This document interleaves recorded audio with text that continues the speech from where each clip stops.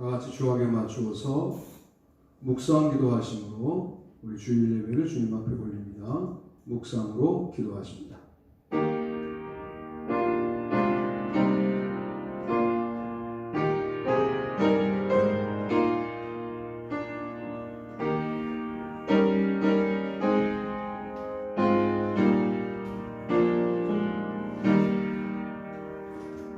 하나님은 영이시니 예배하는 자가 영과 진리로 예배할지니라. 아멘. 찬송가 5장으로 주님 앞에 나아갑니다.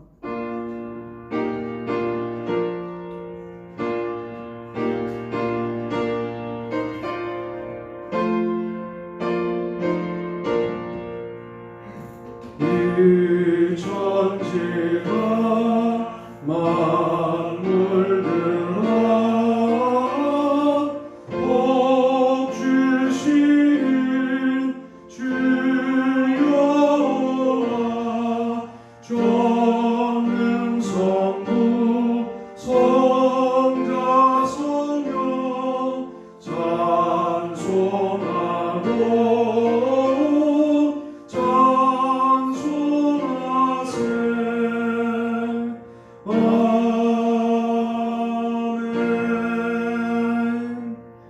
사도신경 암송하심으로 신앙 고백을 하나님께 올립니다.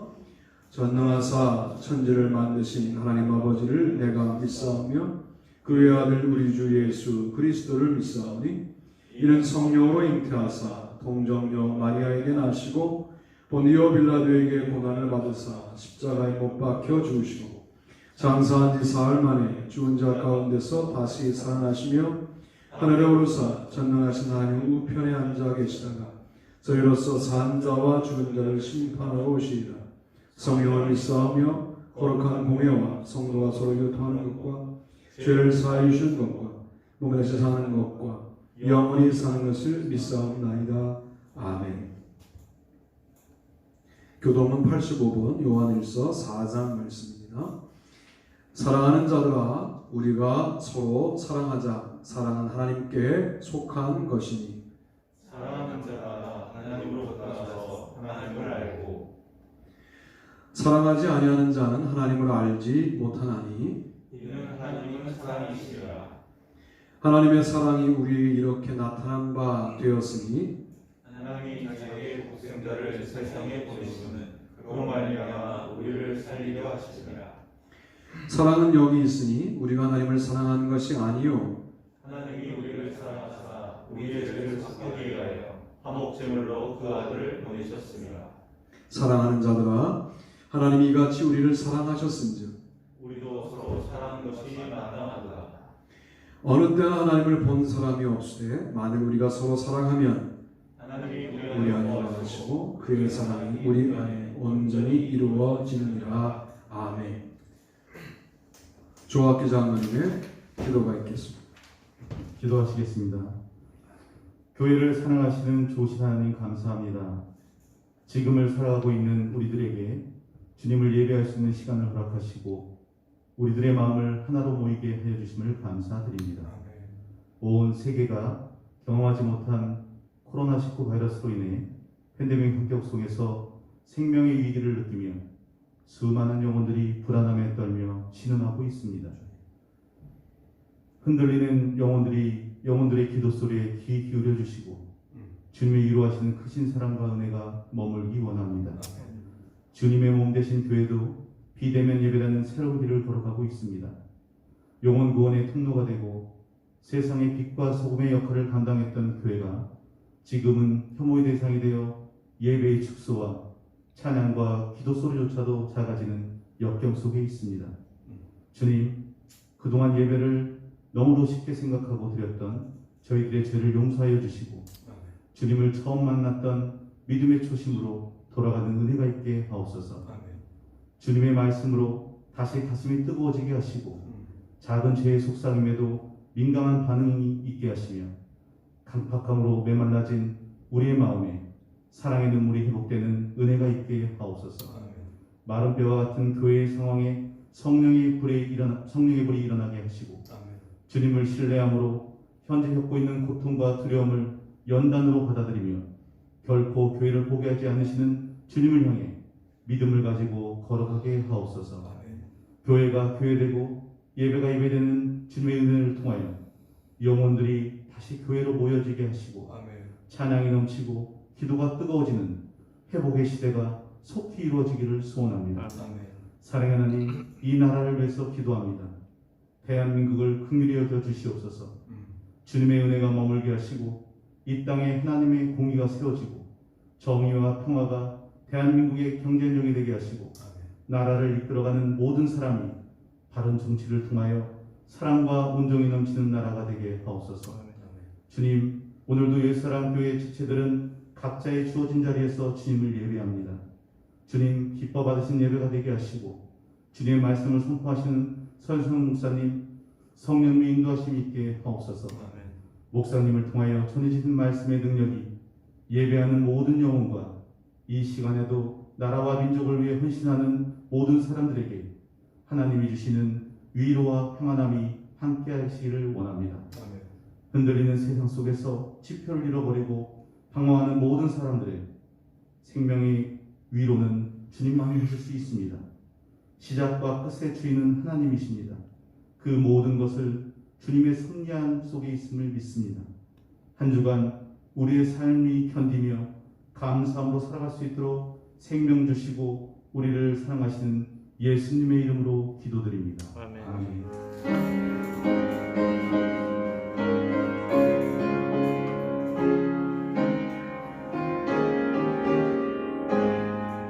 우리도 찬양으로 기도합니다. 찬송가 90장입니다. 주 예수 내가 알기 전 날 먼저 사랑했네.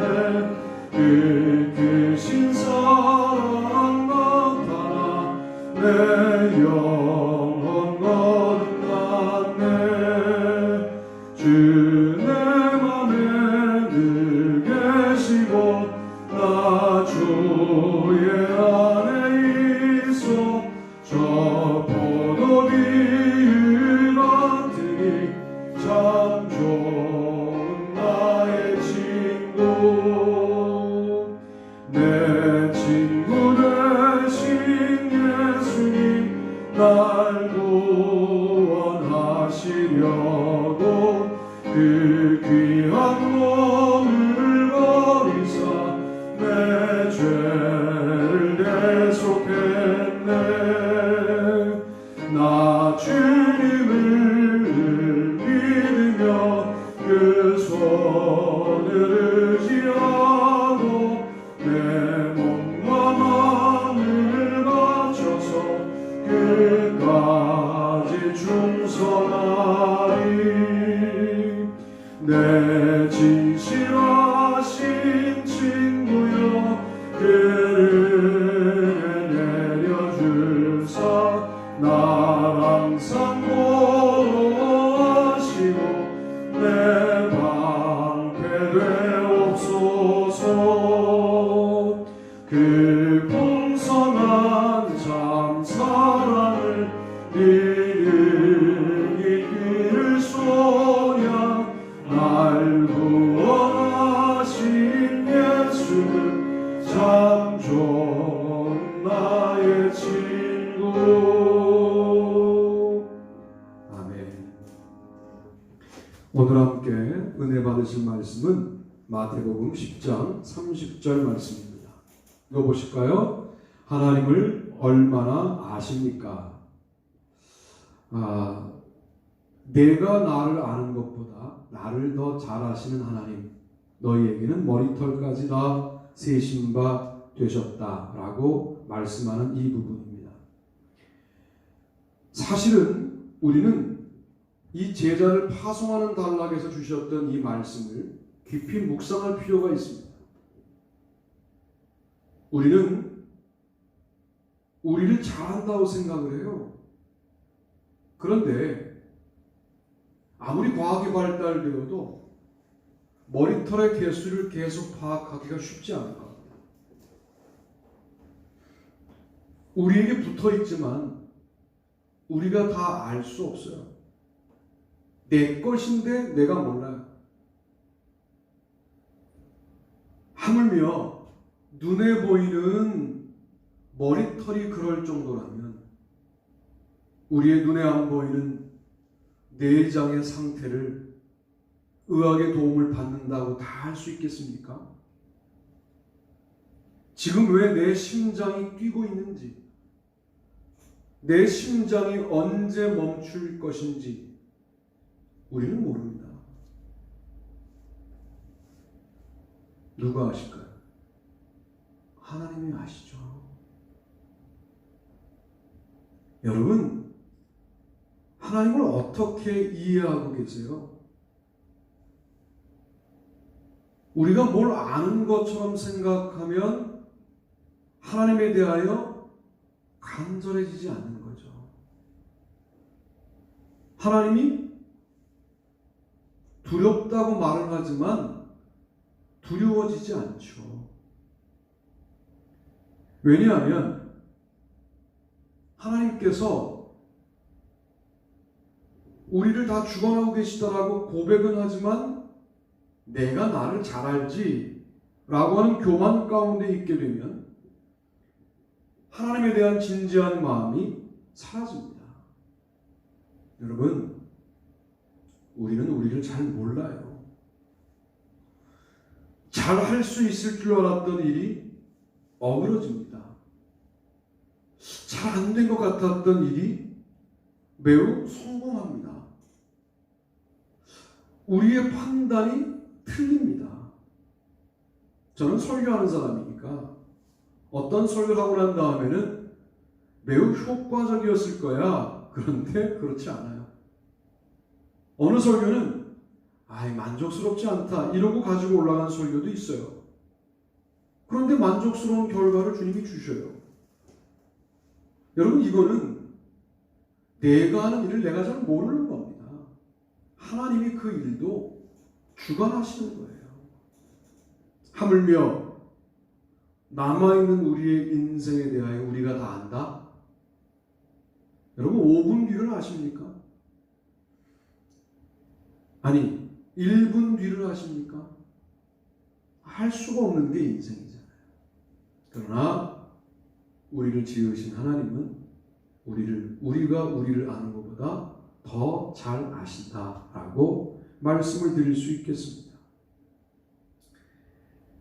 마태복음에서 제자들을 파송하면서 뭐라고 말합니까? 금이나 은이나 동도 가지지 말라, 두보롯도 가지지 말라. 너를 영접하는 자들 집에 들어가서 며칠 유예라. 영접하지 않으면 네 발에 먼지를 떨어버려 증거를 삼아라 라고 말씀하시면서 마태복음에서는 지팡이를 가져가지 못하게 하죠. 왜? 마태복음은 도시 선교의 모델이에요. 마가복음은 농촌 선교의 모델이에요.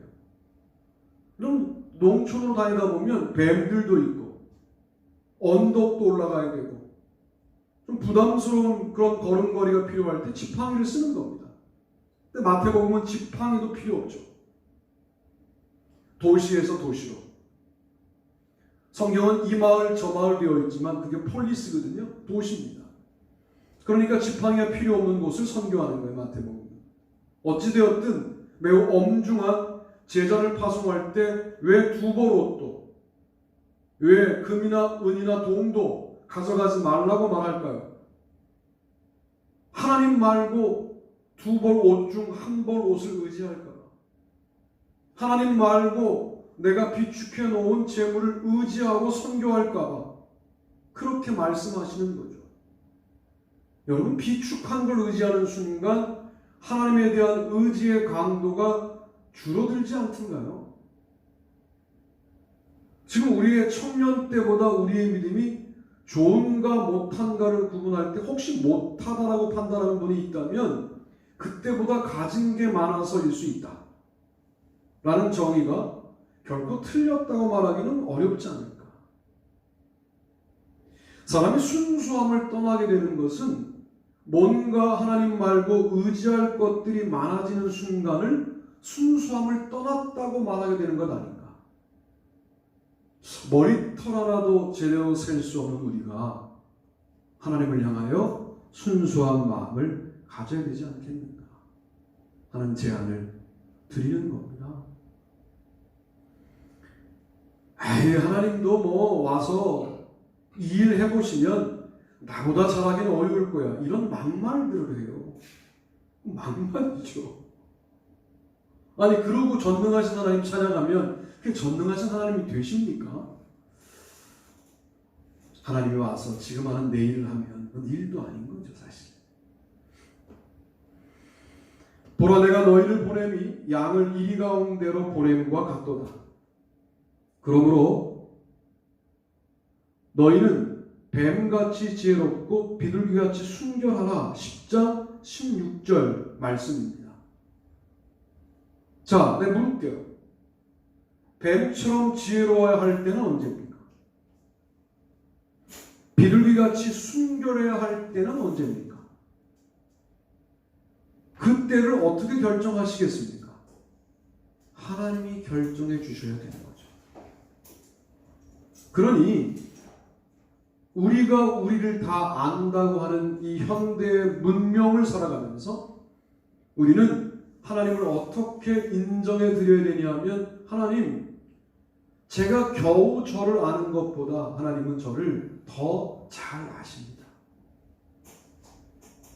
여러분, 타종교에서 결국 도를 추구하는 게 뭐냐면 자아를 깨닫기 위해서 도를 추구하는 거예요.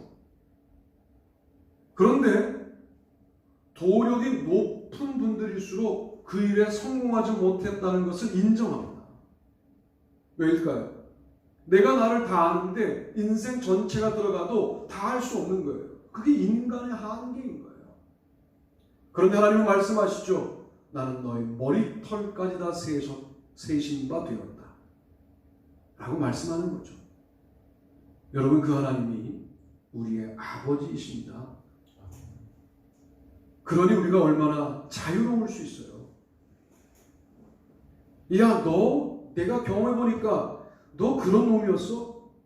우리는 이렇게 말하면 돼요. 나도 나를 잘 몰라. 하나님이 아셔.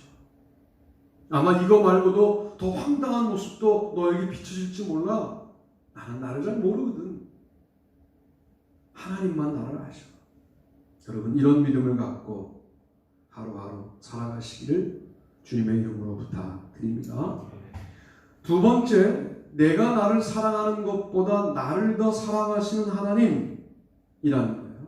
하나님은 그런 분이라는 거죠. 우리가 사랑하면 그가 먼저 우리를 사랑하셨습니다. 4장 19절 요한에 있어. 매우 중요한 말씀입니다. 먼저 하신 사랑이 큰 사랑이에요. 우리가 왜 이 제목을 읽을 때 부모님 생각나지 않으셨어요?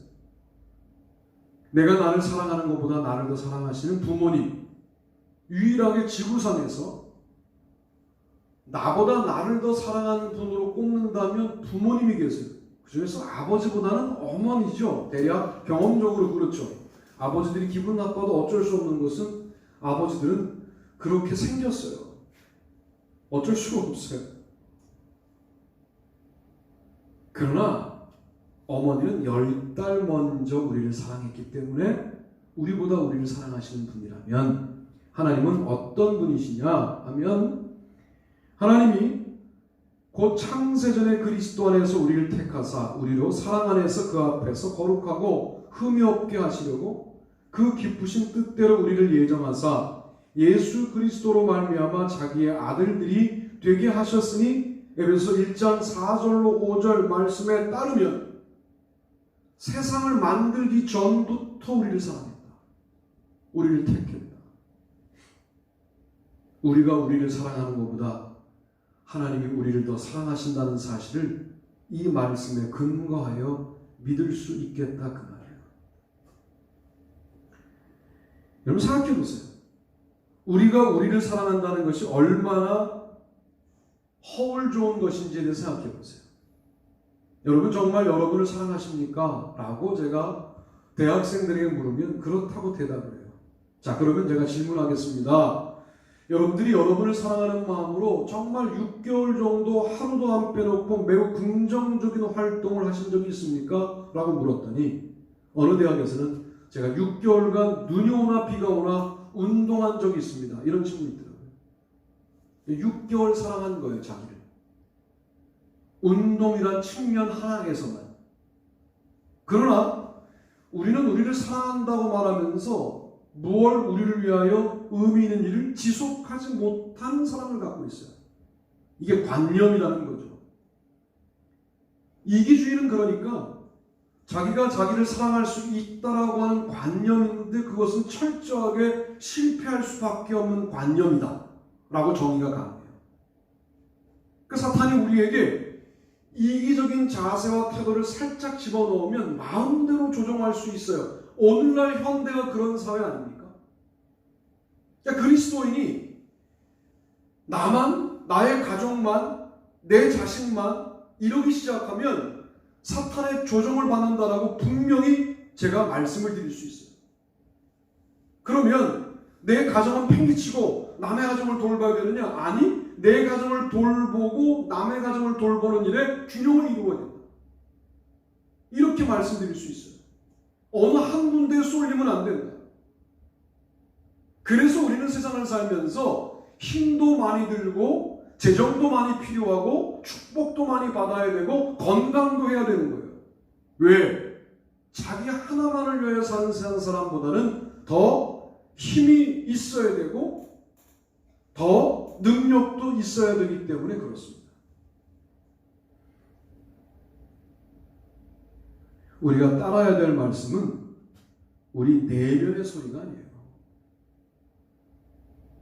제가 방금 전 강의를 놓고 할 때는 내면의 소리를 따라가라고 강의해요. 그건 안 믿는 자들이니까 접근성을 위해 이렇게 말하는 거지만 믿음을 가진 분들은 그렇게 출발하시면 안 돼요. 내면의 소리가 감정으로부터 독립적입니까? 본인이 하고 싶은 욕망으로부터 여러분의 내면의 소리가 완벽하게 독립되던가요? 안 돼요. 내면의 소리에 욕심이 늘 포함되어 있어요. 그래서 우리는 칼발트가 말하는 것처럼 외부로부터 파쇄, 나를 파고 들어오는 말씀 앞에 나를 맡길 수밖에 없는 거예요. 말씀에 대해 내가 감정적으로 판단하는 것은 죄송하지만 말씀을 받은 게 아닌 거예요. 들은 거예요. 말씀을 듣는 게 아니라 받아야 되거든요. 오늘 말씀 좋았어. 이거는 뭐예요? 말씀에 대한 나의 판단이에요. 솔직히 여러분, 우리가 은혜 받았을 때 말씀에 대해서 그런 이야기를 할 수 있을 만한 감정적인 상태도 아니에요. 그저 두려워요. 그저 그 말씀이 너무 뇌리에 박혀 있어요. 이걸 좋고 나쁘고 말할 수도 없어요. 사실은 좋다고 말할 때 나에게 유리한 걸 좋다고 말하는데 그 말씀을 순종하면 유리해지지도 않아요. 그런데 그 말씀이 계속 마음을 두들겨요. 우리는 그때 뭐라고 말합니까? 은혜 받았다라고 말하는데 그것은 말씀을 받을 때 오는 역사인 것이죠. 하나님이 우리가 우리를 사랑하는 것보다 우리를 더 사랑하신다. 우리라고 말하면 좀 강도가 약해져요. 내가 나를 사랑하는 것보다 하나님은 나를 더 사랑하신다. 이에 관련하여 분명하게 믿어야 합니다. 그럴 때 우리는 책임적으로 살지 말라고 해도 살게 돼요. 어머니의 교육이 결코 지금 와서 생각해보면 매우 수준 높았다고 말할 수는 없어요.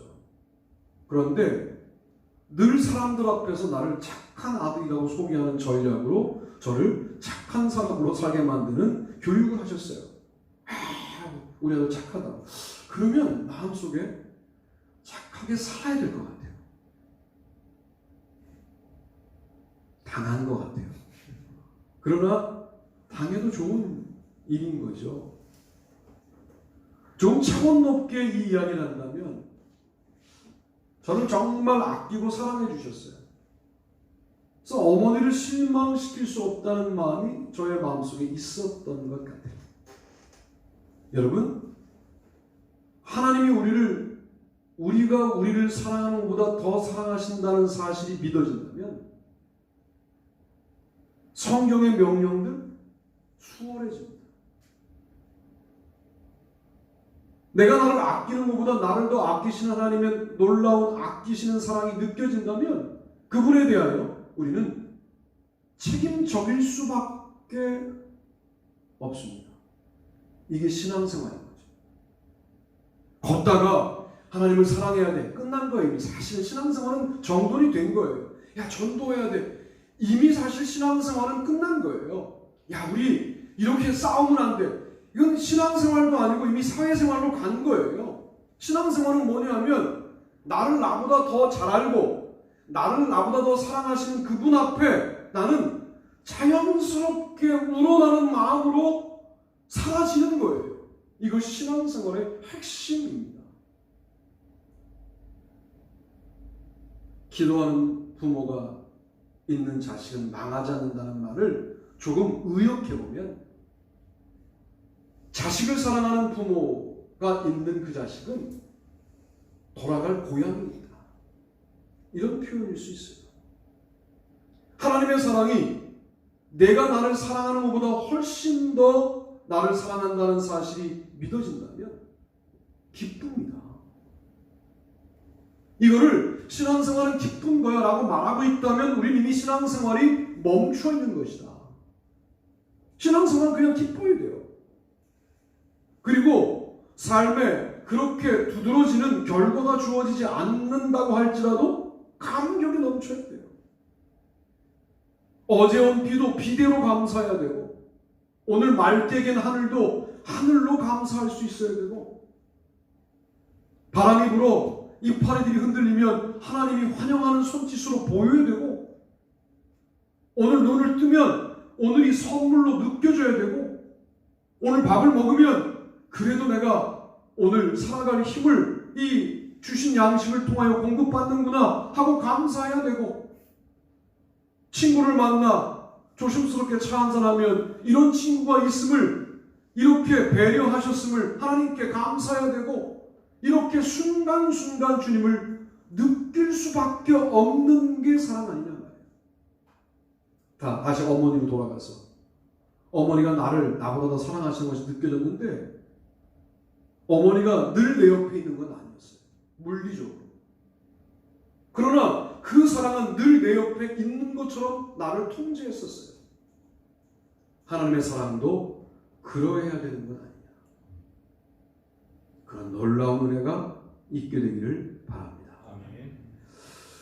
세 번째는 내가 나에게 바라는 것이 이루어지는 것보다 하나님이 그것을 이루시기를 더 바라시는 거죠. 이거 너무 길어서 제가 줄였는데 의미가 반밖에 안 돼서 제가 지금 길게 설명하는 거예요. 내가 나에게 바라는 것보다 더 바라시는 하나님, 너희를 위하여 내게 주신 하나님의 그 은혜의 경륜을 너희가 들었을 터이라 라고 에베소 3장 2절에 말씀합니다. 이게 뭡니까? 하나님의 계획이죠. 하나님의 계획이에요. 하나님의 계획을 깨닫는 것을 뭐라고 그래요? 은혜라고 말하는 거죠. 바울 가만두었으면 가말리엘 문화에서 편안하게 율법의 조항을 이것도 몰라 하고 가르칠 수 있었던 그 사람을 다메섹에서 꼬꾸라지게 만들어서 눈을 멀게 만들죠. 다시 눈을 떴을 때 하나님에 대한 이해가 달라집니다. 어떻게 달라집니까? 하나님은 진정 유대인만의 하나님이 아니고 이방인의 하나님이시기도 하시다는 사실을 깨닫게 되는 거예요. 유대교를 포기하고 기독교로 왔다. 물론 맞죠. 그러나 유대교의 하나님이 유대인만의 하나님이 이방인의 하나님이기도 하다는 사실을 깨달았다. 이렇게 말하는 게 더욱더 정확한 은혜 경험일 거예요. 자, 그러면 랍비로 살아가야 될 바울의 비전이 사라졌습니까? 바울이 뭘 가르쳐요? 유대인들을 상대로, 아니 이방인들을 상대로 일단 뭘 가르쳐요? 예수를 믿어야 구원받습니다를 가르치는 참으로 능력 있는 랍비로 살아가게 만드신 거죠. 우리는 이런 생각해요. 아니 가말리엘 문화에서 대학에서 교수해야지. 그건 아니지 않느냐. 그런데 한 대학의 교수보다 바울의 인생은 훨씬 더 영향력이 있는 선생이었다. 그의 소망을 주님은 무시한 적이 없다. 유대인만의 선생이었을 그를 이방인의 선생으로도 세웠던 분이 주님이시다. 바울이 바라는 정도를 지나서 바울의 소망을 더 밀고 나가서 이루어 주신 분이 하나님이시다 라고 고백할 수 있겠다는 거죠. 여러분도 진지하게 고민해 보면 이런 고민이 가능하지 않습니까? 결국 로마서 9장부터 11장에 가면 유대인들을 선교하겠다라고 바울이 말하면서 참감람나무 가지를 유대인이라고 말하고 돌감람나무 가지를 이방이라고 말하면서 이방인들이 유대인 그리스도인들을 받아들이지 않자 너희들 교만하면 참감람나무 가지도 죄를 지으면 아끼지 않고 잘라버렸던 하나님께서 야 너희는 족붙임 받은 감람나무 가지인데 그거 잘라버리는 거 얼마나 쉽겠냐 라고 말씀하시는 장면이 나오지 않습니까? 결국 바울의 마지막 인생은 유대인 선교로 마무리 짓거든요. 이방인으로 먼저 보내시고 마지막에 유대인으로 보내셔서 유대인들마저도 구원하게 만드시는 놀라운 사도로 바울을 사용하십니다. 바울의 소망이 이루어졌잖아요. 유대인들 중에 권위 있는 자가 되었잖아요. 하나님이 우리의 꿈을 모르시는 게 아니에요. 하나님이 우리의 비전을 모르시는 게 아니에요. 하나님의 틀 속에서 새롭게 주조하고 변형하고 창조하셔서 더 아름다운 결과를 만들어내시는 분이 하나님이시다 하는 사실을 바울의 인생에서 우리가 깨닫게 되는 것이죠. 그러니 우리가 할 일은 뭘까에 대해서 생각을 해봅니다. 우리가 할 일은 시시콜콜 그분과 대화하는 겁니다. 시시콜콜 그분과 만나는 겁니다. 그분이 연세가 많으신 분이에요. 몇 세이신지는 잘 모르겠어요. 저도 이걸 몇 세라고 말하는 순간 이단이 될 가능성이 많아요. 그러나 우리가 계산하고 있는 나이 개념이 아니실 거예요. 분명히. 근데 연세 많으신 분들의 공통적인 특징이 있어요. 전화 자주 하고 자주 찾아가고 용돈 잘 드리면 좋아하세요. 하나님 똑같아요. 여러분이 아침을 출발할 때 줌에 들어오셔서 새벽 기도하시면 좋지만 그 시간이 지나면 또 어때요? 사람을 먼저 만나기 전에 하나님 앞에 짧게라도 아니 운전하고 가는 동안에도 하나님 오늘 일을 시작하는데 도와달라고 어제는 제가 감정적으로 누구랑 안 좋았다고 오늘 또 그 사람 만나야 되는데 주님 도와달라고. 여러분 이거는요 하나님이 어떻게 들으실까요? 하나님 내 아버지라고 내가 하나님 사랑한다 이렇게 들으신다니까요. 다른 거 하려고 하지 말고 우리의 입술로 하나님을 자꾸만 언급하고 우리의 마음이 늘 하나님을 방문하고 우리의 정성이 늘 하나님께 드려지는 그런 삶을 한번 회복해 보자고요. 어차피 우리는 우리의 인생을 다 모르고 우리가 우리를 사랑하는 줄 알았는데 그것이 우리를 파괴하는 일이었고 우리가 꿈꿨으나 그 꿈이 진정 우리가 이룰 수 있는 부분이 아니고 그렇다면 우리보다 우리를 잘 아시는 하나님에게 우리를 맡기고 우리보다 우리를 더 사랑하시는 하나님께 나를 의뢰하고 우리의 소망을 우리보다 먼저 이루시기를 원하시는 주님의 아름다운 소망 앞에 나의 소망을 굴복시키고 포함시키고 그 안에 그 아래에 있고 이런 방법으로 우리가 하나님을 더욱더 의지하고 사랑할 때 하나님을 그런 분으로 인정할 때 진정 우리가 예배자가 되고 신앙인이 되고 기도자가 되어서 누가 뭐라고 그러지 않아도 그냥 기쁘고 누가 뭐라고 그러지 않아도 다른 세상을 살아가고 코로나 때문에 다른 세상이 아니라 그저 우리의 신앙 때문에 다른 세계를 호흡하고 살아가는 우리가 되지 않겠는가? 당신은 하나님을 얼마나 아십니까? 라는 질문을 오늘 제가 여러분에게 던지는 겁니다. 그런 하나님을 믿고 의뢰하시는 귀한 분들 되시기를 주님의 이름으로 축복합니다.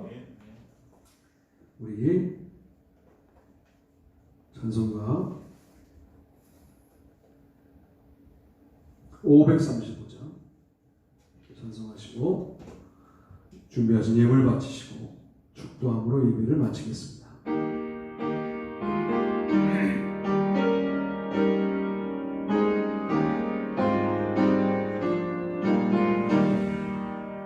주 예수 대문 밖에 기다려 섰으나 단단히 잠가르니 못 들어오시네. 나 주를 믿노라고 그 이름 부르라. 문 밖에 세워두니 참나 예수치라. 문 두드리는 손은 못 박힌 손이요 또다시 멸류관은 그 이마 눌렀네. 이처럼 기다리신 참 사랑이로다. 눈먼게 바라드니 한없는 내 죄라. 주 예수 간곡하게 권하는 말씀이 내 죄로 죽은 나를 너밖에 알소냐. 나 죄를 회개하고 곧 문을 엽니다. 드셔서 좌정하사 떠나지 마소서. 아멘. 기도합시다. 하나님, 오늘도 예물을 드리며 나보다 나를 더 잘 아시는 하나님, 나보다 나를 더 사랑하시는 하나님, 나보다 나의 소망을 이루시기를 더 원하시는 하나님으로 다시 하나님을 고백합니다. 하나님이 멀리만 느껴지는 삶을 살고 있었지만 이제는 하나님을 더욱더 가깝게 모시는 한 주간을 살게 되기를 원합니다. 우리의 언어의 첫 단어가 하나님 되는 일들이 많아지게 도와주시고 우리의 생각의 첫 꼭지가 하나님으로 출발하게 도와주시고 우리의 생활의 처음이 늘 하나님께 드려지는 귀한 한 주간을 살게 하여 주옵소서. 예물을 드렸습니다. 쓰여지는 곳곳마다 하나님의 나라가 이루어지게 하시고 놀라운 은혜가 넘치게 하시며 이 은혜에 동참한 예물 드린 자들에게 한량없는 은총을 부어주셔서 퍽퍽하고 어려운 시대를 살아가지만 하나님의 흐르게 하시는 역사, 하나님의 흘러넘치는 역사를 그들에게 허락하여 주옵소서. 이제는 우리 주 예수 그리스도의 은혜와 하나님 아버지의 무한하신 사랑하심과 성령님의 축복하시는 놀라운 역사가 우리 모두들 위해 영원토록 같이 하시옵기를 간절히 축원하옵나이다. 아멘. 아멘, 아멘.